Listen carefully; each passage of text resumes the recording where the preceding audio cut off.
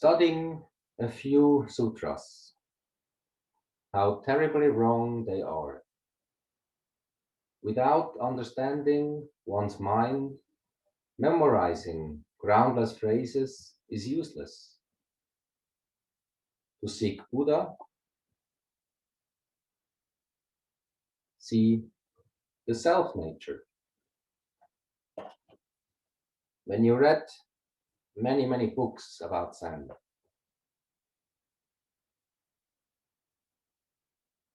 it's in your head, everything is clear. It is not written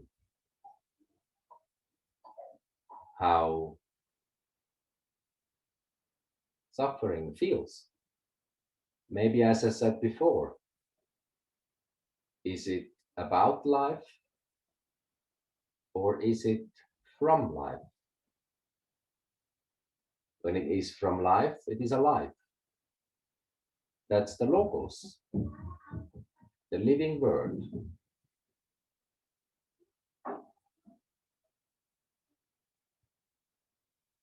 As my teacher said, even if you do not know how to say it, and you know it's impossible to say it, you should know how to say it. Because at the beginning is the Word, and the Word was with God, the living Word, the Logos. That's what we are looking for.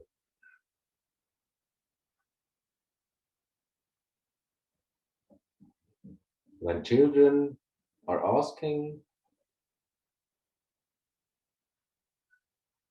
can you give a living phrase? When people come to the temple, they tell me that they want to meditate. But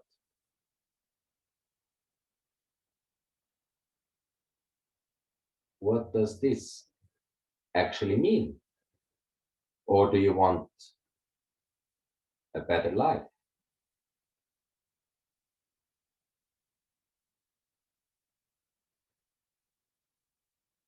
You can come to the temple and meditate. But after days, some days, you will run away. Because with meditation, you cannot solve any problem. When you know that you should really take care of your own house and re-examine life and death continuously and have a very good look at what is bothering you,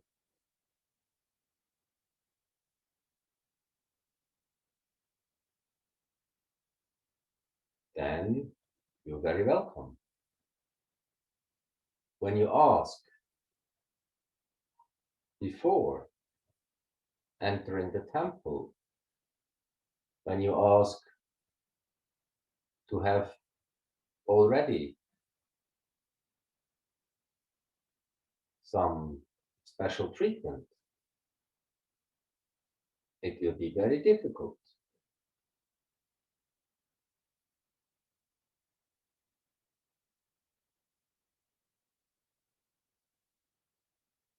Because the universe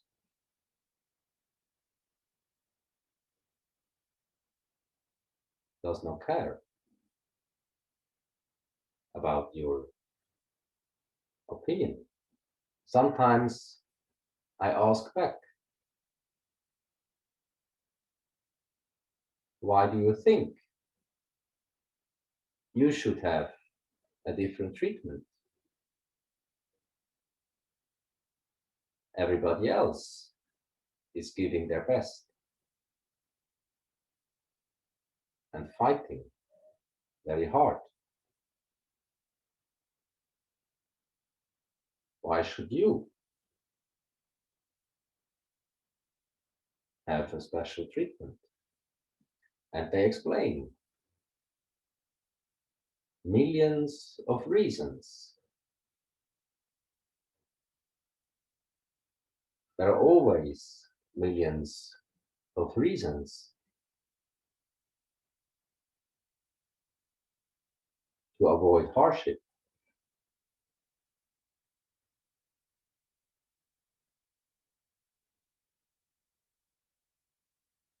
It's like having children. There's no time, no space to escape. They don't care if you're sick or happy or stressed.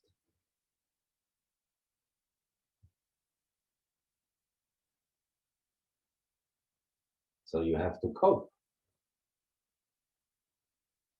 and tame them.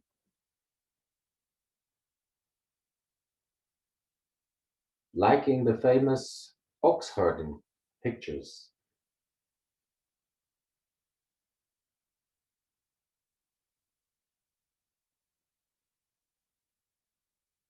These are like examples on how to tame your children.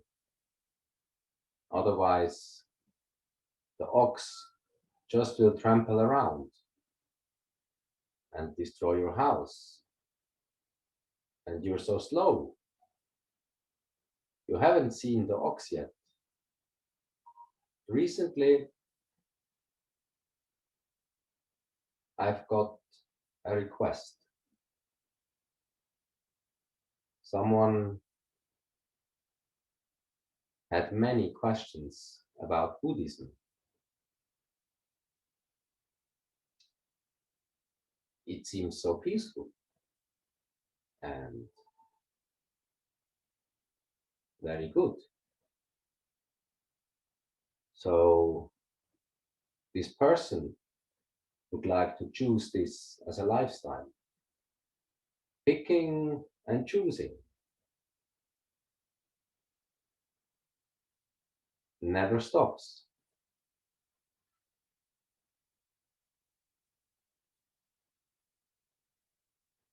So he asked me about Buddhism.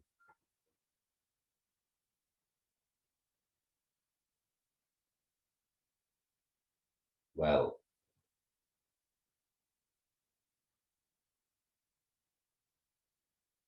I asked him back, what's the problem with Christianity? Nowadays, everything is like a soccer game.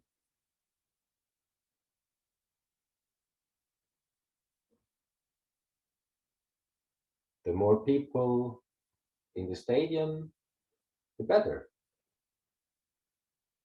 And you can pick and choose your team. And you see how they fight. What's wrong with Christianity?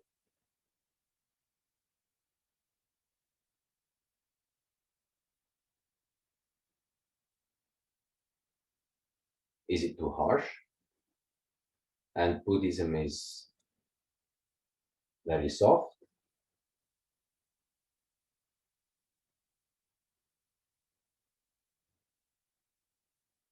Picking and choosing. Just pick and choose the things which you like. And you feel wonderful. The self-glorification.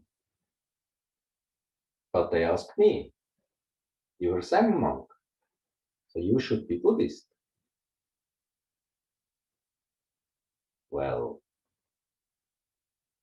do not insult my parents. So endless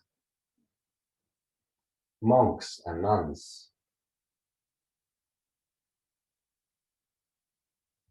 and people since endless generations were re-examining life and death very carefully.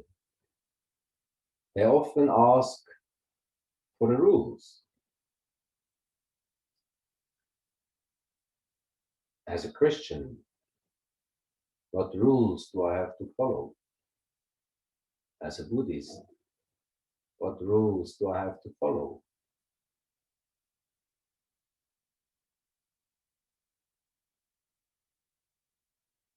Don't worry. When you break one, somebody will tell you. It's not like a video game. You can pause or reset and die many, many times. How can I become a Buddhist? Or how can I become a Christian? In what do I have to believe? Do you think you just can get rid of your great, great, great parents?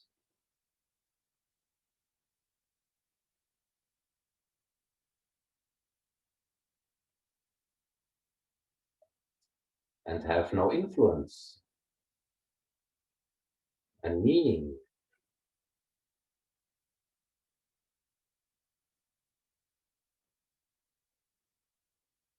for your grandchildren? So nowadays, everything is different.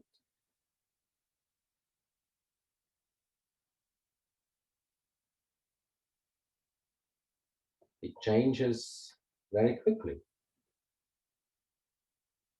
But when you have a very close look, does it really changes? Does it really changed?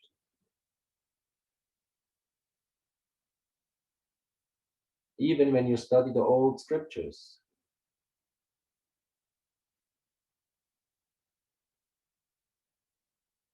the people were asking the same questions. When you have a very close look and see the person who's going in and out of your face a million times, like God is almighty and all powerful and omnipresent, but it has never moved at all. Yet it still melts the iron wheel. How strange is that?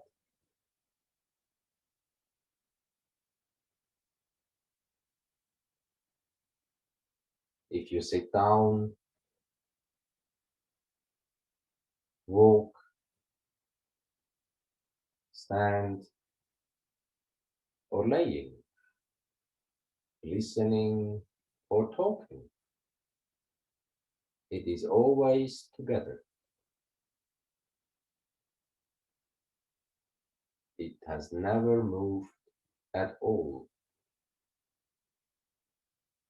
Yet it melts the iron wheel. How come? If you ask me, I would say,